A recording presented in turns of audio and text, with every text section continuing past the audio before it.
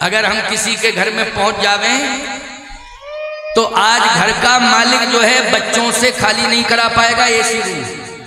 बोलो करा पाएगा? खूब कहे कि महाराज आए हैं और महात्मा आए, रोज रोज नहीं आते हैं बेटा, 2-4 दिन ऐसे ही निकाल लेना, लेकिन उनको सुंदर स्थान दो। तो बेटा यही कहेगा और बहू भी आंखें तन्नाएगी और आराम से कहेगी सुनो सुनो, अगर तुमने 2-3 दिन के लिए भी हमें एसी से दूर कर दिया तो मैं मायके चली जाऊंगी, तुम देखते रहो, मैं नहीं रहूंगी तुम्हारे घर में। इतनी भीषण गर्मी पड़ रही है, बाबाओं के लिए दे रहे हो एसी रूम, खबरदार। किशोरी जी ने जैसे सुना है तुरंत जो है भवन खाली कर दिया है। मिथिला में वर्णन आता है और वहां विश्वामित्र जी महाराज को, राम लक्ष्मण को सुंदर स्थान दशरथ जी महाराज ने दिया है। जनक जी महाराज ने, दशरथ जी महाराज ने भी कनक ही भवन दिया है राम जी को, बोलो दिया है कि नहीं? और जनक जी महाराज ने भी कनक भवन ही दिया है। सीय निवास सुंदर सदन वो सोने का है, इसलिए अयोध्या में भी सोने का है और मिथिला में भी सोने का है। जनक जी महाराज चर्चा कर रहे हैं सुनैना जी से, क्या कह रहे हैं? सुनो महारानी, अपना टेंशन दूर हो गया। क्यों, किस बात का? बोले जब तक राम जी नहीं आए थे तभी तक टेंशन था, लेकिन अब राम जी आ गए हैं, टेंशन समाप्त है। सुनैना जी ने कहा नहीं, टेंशन इसलिए है कि आपने बिना विचार के घोषणा कर दी कि जो शंकर जी का धनुष तोड़ेगा उसी के साथ में अपनी बेटी का विवाह करेंगे। तो आप या तो अपनी प्रतिज्ञा वापस ले लो, प्रतिज्ञा वापस ले लो।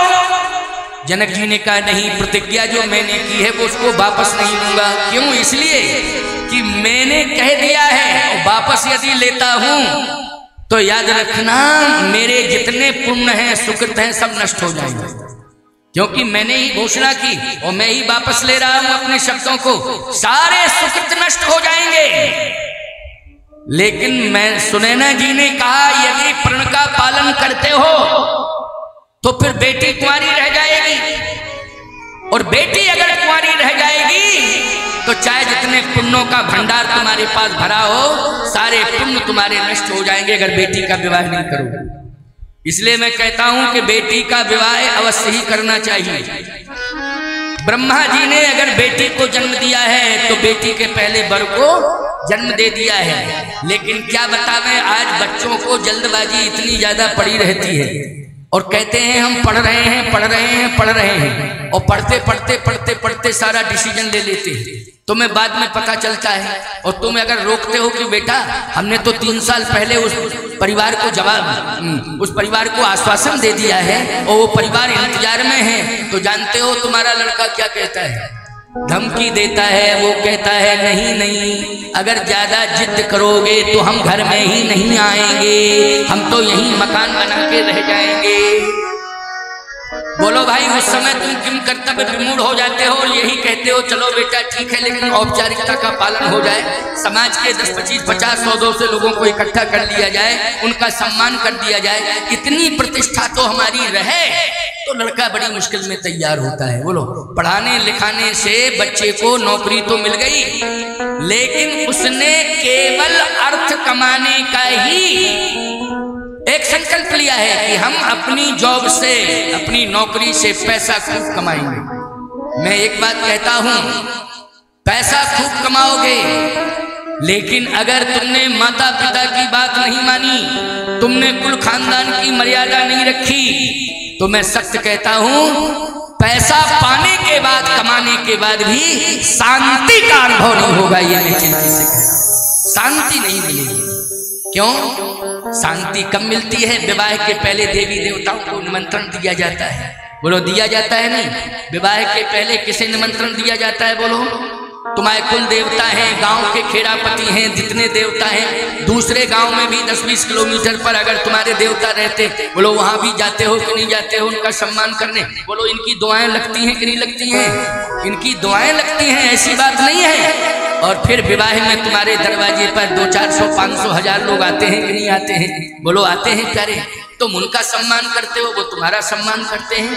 एक व्यवहार बढ़ता है, प्रेम बढ़ता है, स्नेह बढ़ता है, एक उत्सव होता है कि नहीं होता है? लेकिन यदि तुमने अपने मनमुखीपन से विवाह कर लिया और देवी देवताओं को अगर तुमने निमंत्रित नहीं किया है, माता पिता का सम्मान नहीं किया है, बुजुर्गों का सम्मान नहीं किया है, तो याद रखना धन खूब आ जाएगा लेकिन पति पत्नी में प्रेम नहीं रह पाएगा। वैचारिक विरोध हमेशा बना ही रहेगा। बस केवल 2-4 साल की मेहमानी होगी, बाकी तो परेशानी ही परेशानी। 2-4 साल की मेहमानी, बाकी आगे परेशानी ही परेशानी। बोलो भाई, अरे तुम तो साधारण हो, रजवाड़ों को देख लो, उनमें भी कितनी चुनौतियां आ रही हैं। बोलो आई कि नहीं आई?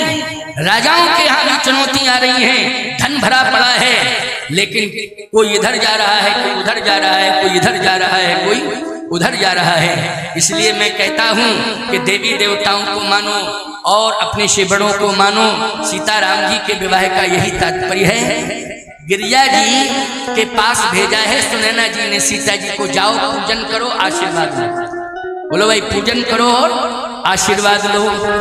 भगवान राम ने सोचा कि सीता गौरा जी का पूजन करने जा रही है मुझे प्राप्त करने के लिए, लेकिन मैं सीता को प्राप्त करना चाहता हूं, तो मैं गुरु जी का पूजन करूंगा।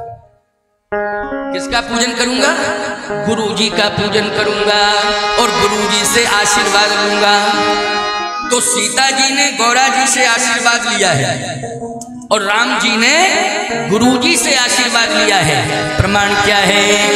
गोस्वामी जी कह रहे हैं, पूजन गौर सखी ले आई, पूजन गौर सखी ले आई, पूजन गौर सखी ले आई, पूजन गौर सखी ले आई।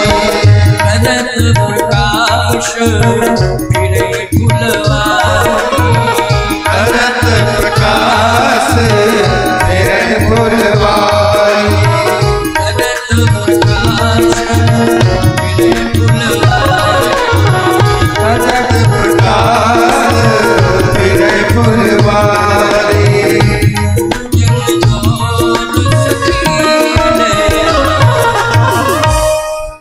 गिरिजा पूजन जनन पठाई। किसके पूजा के लिए भेजा है जननी ने? सुनैना जी ने गिरिजा जी का पूजन, गौरा जी का पूजन। जाओ पूजन करके आओ। अब विश्वामित्र जी महाराज ने कहा, राम हमें भी पूजन करना है। किसका? शालिग्राम भगवान का पूजन करना है। तुलसी फूल फल मिल सकते हैं क्या? अच्छा, राम जी का भी मन था कि धनुष बाद में टूटे, पहले सीता जी से मिले। क्यों? धनुष बाद में टूटे, लेकिन पहले सीता जी से मिलने, क्योंकि ऐसा तूफान आएगा, ऐसी आंधी चलेगी कि कहीं उसमें सीता अपने जीवन को चुनौती न बना दे, कहीं चुनौती न बना दे सीता अपने जीवन को। ऐसी आंधी आएगी, ऐसी बयार चलेगी। और प्यारे, आप जानते हो सीता जी ने प्रतिज्ञा की है कि यदि मैं विवाह करूंगी तो राम जी के साथ करूंगी, वरना मैं यूं ही रहूंगी। जैसे पार्वती जी ने कहा था, जन्म कोट लग रगड़ हमारी, बरो संबुनित रहो कुंवारी, ऐसे ही सीता जी का भी संकल्प है कि विवाह करूंगी तो स्वामी राम के साथ ही करूंगी, वरना मैं ऐसे ही रहूंगी। अब गौरा जी का पूजन करने के लिए आई हैं सीता जी सखियों के साथ।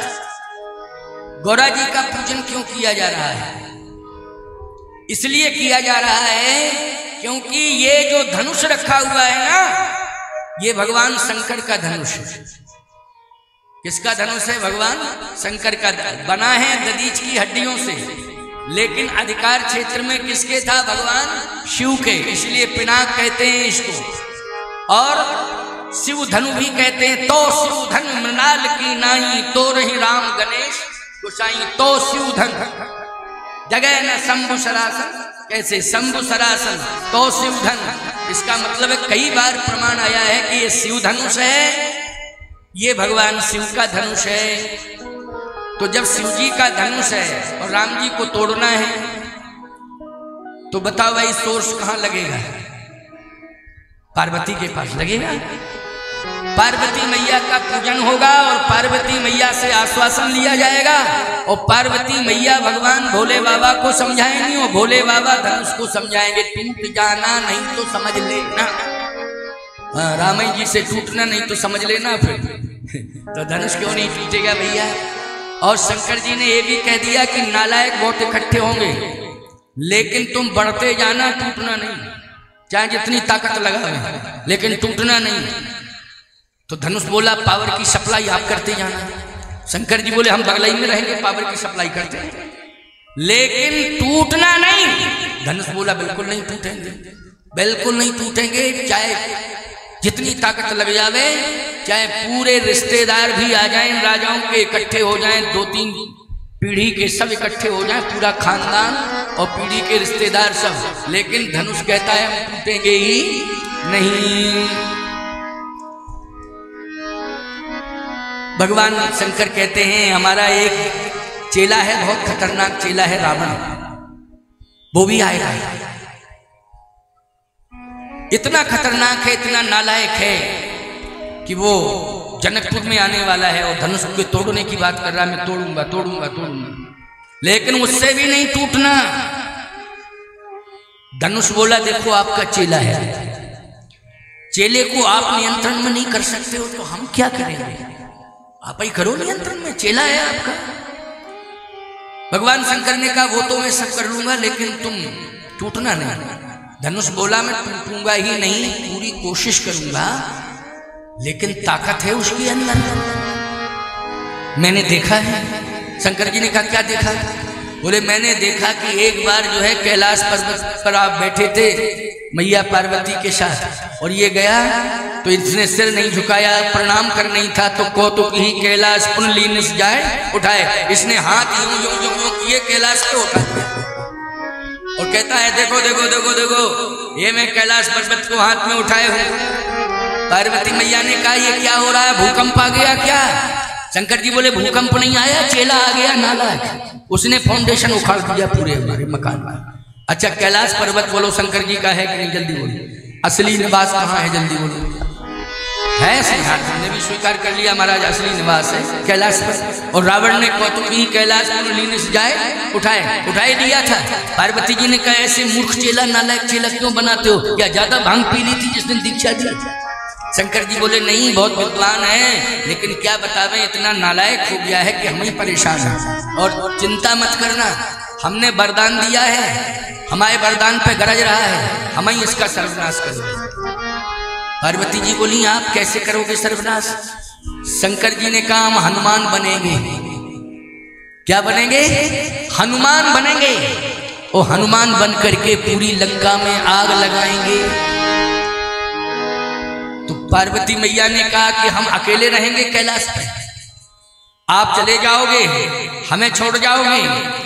भगवान ने शंकर ने कहा नहीं मैं हनुमान बनूंगा और बानर शरीर होगा, उसमें पूंछ होगी तो मैं बानर बन जाऊंगा और तुम मेरी पूंछ बन जाना, इसलिए दोनों ही कमाल करेंगे। और सही बताओ शंकर जी से ज्यादा कमाल तो पार्वती मैया ने किया है, बोलो किया कि नहीं? पूंछ बन गई है और पूंछ ही ने कमाल कर दिया है पूरा। इसलिए पार्वती जी ने कहा कि नहीं नहीं रावण जो है धनुष तो नहीं तोड़ पाएगा और आपको ध्यान रखना है। शंकर जी बोले वो तो हम सब ध्यान रखे हैं लेकिन सीता को आशीर्वाद दो, वरदान दो, वचन दो। पार्वती जी ने कहा कि सीता ने जिस मनोभाव से पूजा की है, जिस श्रद्धा से पूजा की है, वरदान पाने की हकदार है सीता, इसलिए मैं वरदान दे रही हूँ। मन जाहे राजो मिलई सोबर सहज सुंदर सारो, मन जाहे राजो मिलई सोबर सहज सुंदर सारो, निधान सुजान शील स्नेह ज्ञान रावरो, करुणा निधान सुजान शील स्नेह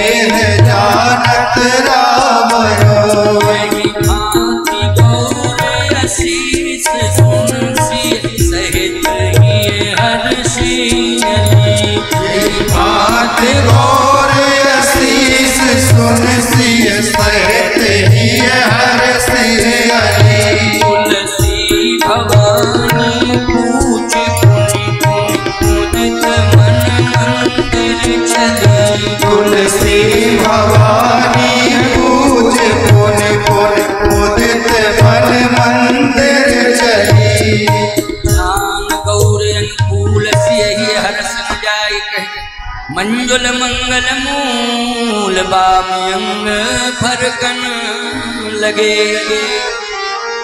गौरा जी ने आशीर्वाद दे दिया है सीता जी को।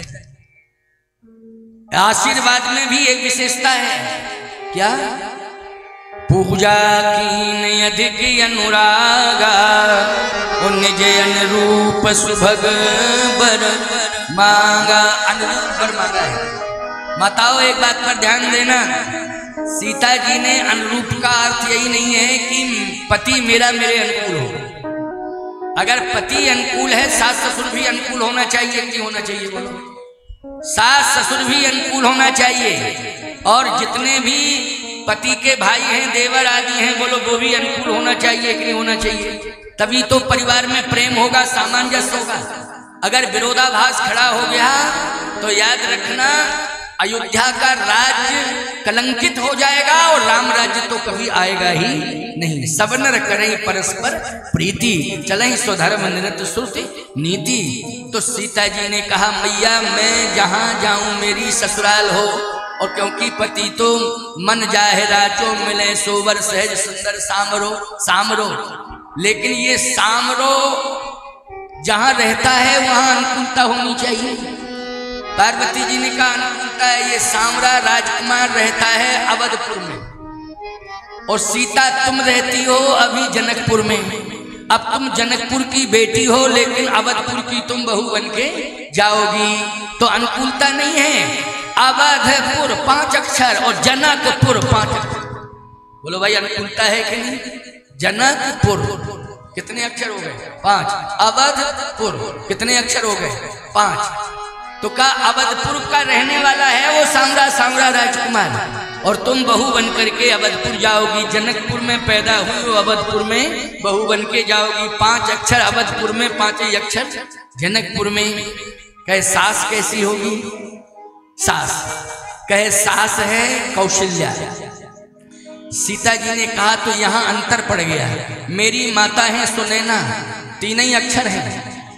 मेरी माता के नाम में 3 अक्षर है, लेकिन सास के नाम में 3.5 अक्षर है। कौशल्या 3.5 अक्षर है। तो माता इसमें क्यों आपने अंतर कर दिया?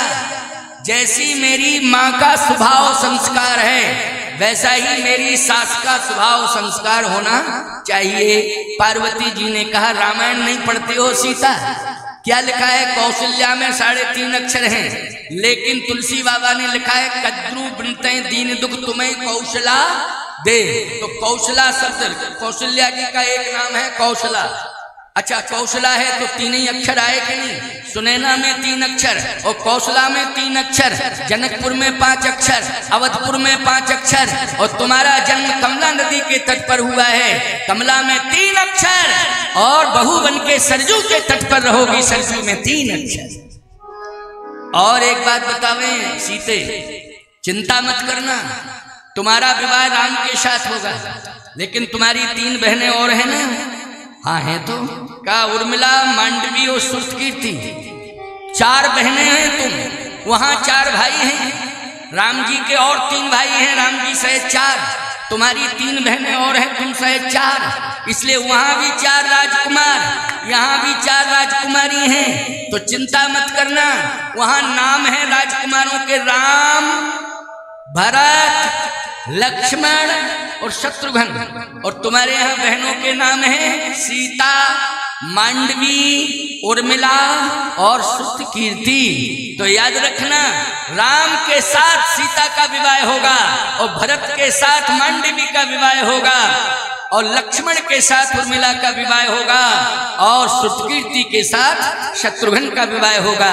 तो सीते सुन लो कान खोल करके, राम में 2 अक्षर, सीता में 2 अक्षर, मांडवी में 3 अक्षर, भरत में 3 अक्षर, उर्मिला में 3.5 अक्षर, लक्ष्मण में 3.5 अक्षर और शत्रुघ्न में 4.5 अक्षर, श्रुतकीर्ति में 4.5 अक्षर। इसलिए ऐसा मैं वरदान दे रही हूं कि अनुकूलता ही अनुकूलता रहेगी, त्रेता में ही नहीं, हर युग में अनुकूलता रहेगी। इसलिए जान गौर अनुकूल और सियहि हरस न जाय कही, मंजुल मंगल मूल बाम अंग फरकन लगे। आशीर्वाद लेकर के सीता जी जा रही हैं। अब भगवान राम गुरुजी के पूजा के लिए फूल लेने आए हैं और तुलसी लेने आए हैं, फल लेने आए हैं। पूजा में 3 वस्तुओं की आवश्यकता है, तुलसी दल शालिग्राम के पूजन में, और फूल और फल। ये 3 अनिवार्य हैं, तभी शालिग्राम का। शालिग्राम ऐसे थोड़ी तुम्हारे घर में रहेंगे, पहले पूजा का इंतजाम करो। तुलसी नित्य आनी चाहिए, फूल नित्य आने चाहिए और फल भी नित्य आने चाहिए, तभी शालिग्राम भगवान की पूजा होगी। तो गुरुजी कौन से भगवान लिए हैं, जल्दी बोलो? शालिग्राम भगवान लिए हैं। और मैंने पहले दिन जन्म की कथा में कब बताया था? कल ही किया था, कल हुआ था। कल मैंने शालिग्राम भगवान की कथा सुनाई थी। शालिग्राम भगवान का जन्म हो गया और तुलसी के साथ विवाह हुआ। तो बगीचे में तुलसी, फूल और फल तीनों हैं, लेकिन गोस्वामी जी लिख रहे हैं, चहु दिस चितय पूछ मालीगन और लगे लेन दल फूल मुदित मन। मालियों से पूछ रहे हैं, दल मानी तुलसी दल ले रहे हैं, फूल मानी फूल ले रहे हैं, लेकिन फल नहीं लिया। लक्ष्मण जी ने कहा पूजा में फल की भी जरूरत है भैया, आप ना लो फल तो मैं ले लूं फल। भगवान ने कहा ना मैं फल को लूंगा ना तुम्हें लेने दूंगा। लक्ष्मण जी बोले एक ही फल ले लें पर्याप्त है। भगवान ने कहा जब मैं मना कर चुका हूं कि तुलसी और फूल लेना है, फल नहीं लेना है, तो फल फल फल फल पुनरावृत्ति क्यों कर रहे हो? फल की चर्चा ही नहीं करना। लक्ष्मण जी ने कहा नहीं करूंगा, लेकिन गुरुजी तो कहेंगे फल कहाँ है? कहे गुरुजी कहेंगे तो जवाब हम दे देंगे, तुम्हें क्या चिंता करनी।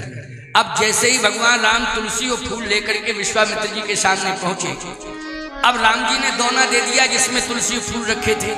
विश्वामित्र जी ने कहा राम तुलसी है, फूल है, लेकिन फल नहीं है।